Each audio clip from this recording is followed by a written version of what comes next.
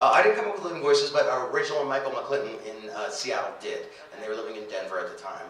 He's a TV producer. He's actually an Emmy-winning TV producer at Channel 9 in Seattle, the PBS station, and she's an actor and director.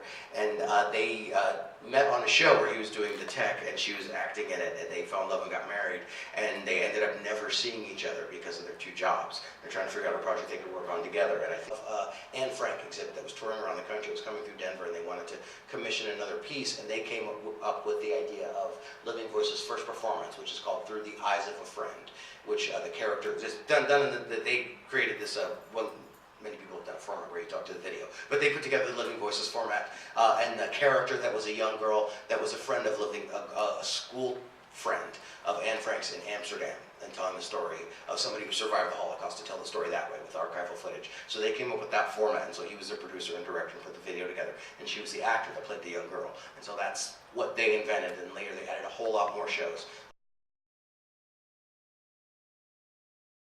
Living Voices are composite characters. At least the character that speaks is not a real person. It's based on a lot of different stories, and that's just for two reasons of economy. One, it's based on the stories of several different people. Some were men, some were women. Some told us what happened when they were 5, or when they were 17, or when they were 30, and we made it all happen to one person. So you don't have to have 7 people come, and it costs Pierce College a lot less to have one of us come.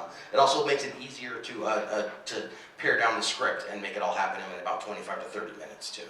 So it's not that we're trying to make fake news, it's that we're trying to make all those disparate stories that really did happen to people, to tell it really quickly.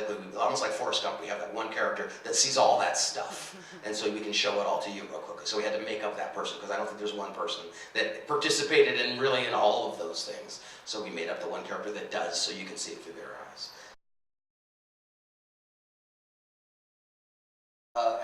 As a group that has to try to get our shows put on in public schools around the country, we can't go after white supremacy, because everywhere we go, in just about every school board, we have to get white people to book the show.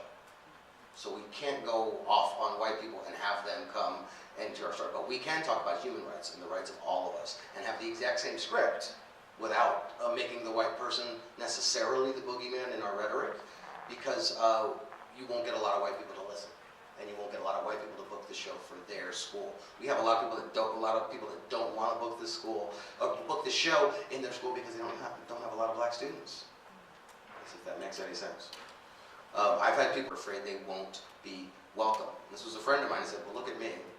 We went to college together. Where did we go to college? With a whole bunch of white people. Every day I walked into a room where I was the only one like me. And he hadn't even realized that the thing he was afraid of was something I did with him every day that I sat in the cafeteria today. So some of it is just the information, the eye-opening. But human rights and civil rights is what we try to do, is the way we try to talk about all of those things. Because all of those things do tie together as human rights.